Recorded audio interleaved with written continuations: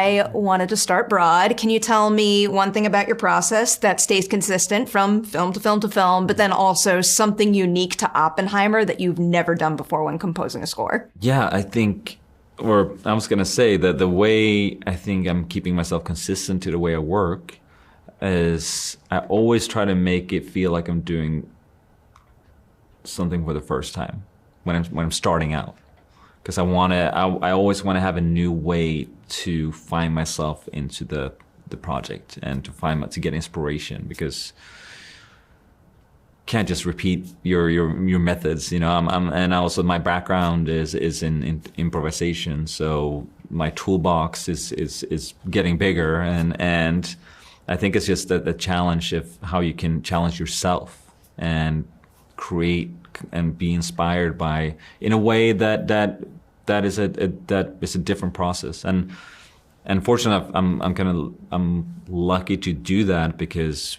on Oppenheimer we had, Chris gets me involved very early in the process, right after he writes the script. So even 2 or 3 months before we start shooting. So that's when we have time to do these experimentations and create music, and he's very part of the music making process. We sit there every week for 2 or 3 months, and I write about 10 minutes every week, and we listen to it and we analyze it, take some details from the sounds, from the songs, or some melodic theme ideas, and we just start analyzing and talking about it, and we build our whole sound world before he starts shooting. I have so many questions. Yeah. The first thing I wanted to ask about was, I read somewhere that he gives you the script and then you kind of start putting the pieces together. Mm-hmm. This might be like too prescribed and list-based, but do you remember the very first piece, like you kind of put on the board, the thing that got you going, and then also the last piece that fell into place and made you feel like you had a complete score? The first piece that I started working on was after I read the script and I had a conversation with Chris, and him telling me that he was interested in experimenting with the violin and having the violin portray Oppenheimer, because he was interested with how that instrument, you can go from like a most fragile, intimate, beautiful, romantic tone to something neurotic and horrific within a split second. And my wife Serena is an incredible, accomplished violinist. And so the first piece that I did for Oppenheimer was us sitting down together in my studio, and she was playing these microtonal glissandos up and down, and then I layered them on top of each other, trying to create something that almost feels like a siren or something. And the last piece that came together on the whole score was the scene where, right after Trinity test, when Oppenheimer's having his speech in front of his team, and that's one of my favorite parts of the movie. The feelings that evokes in you or in me was really difficult. And I felt that feeling even after I read the script. And it was really, I could never imagine someone feeling like that or going through that. And it was so bizarre. And I think that's why it was the last piece of the music, last piece of the puzzle, because it took a long time for me to be able to go there myself and to be able to understand that feeling that he was going through. You're also successful here at making people feel and even visualize things that we kind of shouldn't be able to. So from the composer perspective, what was it like ensuring the audience could like kind of see and feel what it's like for a physicist to consider quantum energy? I think that's an impossible question to answer, but you've done it. No, exactly. No, it was really, some things were easier and some things were extremely difficult. Like the easier parts were the things that I could identify with.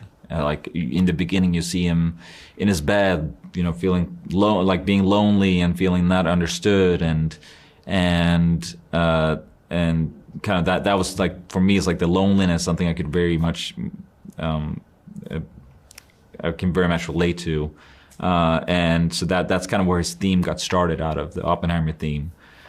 And then you see his visions when he's dreaming, those molecules, it goes faster and faster and faster. And that was actually Chris inviting me to one of the early visual effects screenings that he worked with Andrew Jackson. They were presenting some stuff for him, and we saw it on an IMAX theater at Universal a couple of months before he was shooting the film. And that image and visuals had such a big impact on me, seeing those molecules going faster in the fire, and how that felt sitting in a theater, like just seeing that. There was no sound, nothing. It was these beautiful images. And that inspired me to write this kind of like the more mathematical music that kind of goes faster and faster and faster. And then there's some more difficult moments, like the one I talked about when he's having, a anxiety attack, panic attack. That was a little bit more difficult to get into those emotions, and also a little uneasy at times, I would say.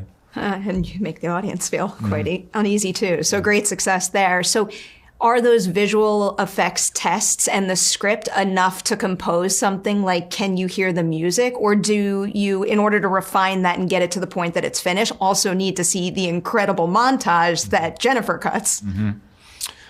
I think the visual effects had a big impact in the beginning. Like I said, it was because it was impossible to really know what I was seeing, because it's not CGI, and they're using, I think, technology from maybe they did in the 70s or 80s. I think they shot it in some aquarium and Hoyte built some lens for it. So they did it in a way they couldn't have done it at that time. And I think that's also how I want the music to be like. We're using the instruments from the time, like the string orchestra or the orchestra, but we're doing it and we're recording it and we're manipulating it in a way you couldn't have done it back then. And we're using also modern sounds to manipulate.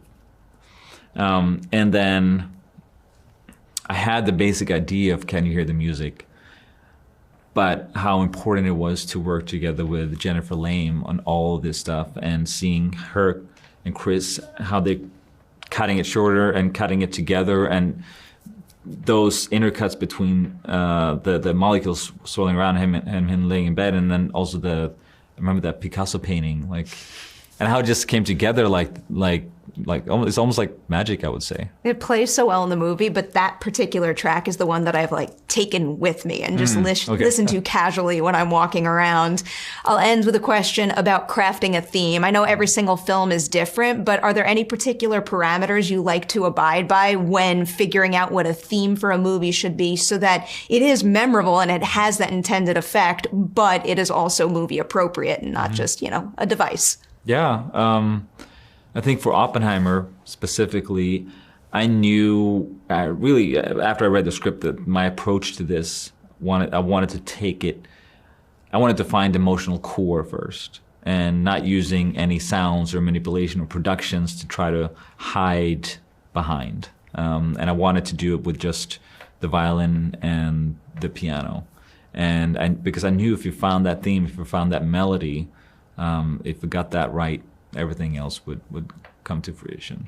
So successful. And the importance of a memorable theme too is so that you take the the movie's very effective regardless, but then you take the movie with you and you hear the theme and you go right back to all the stress of the movie. I love it. Congratulations. Thank you so much.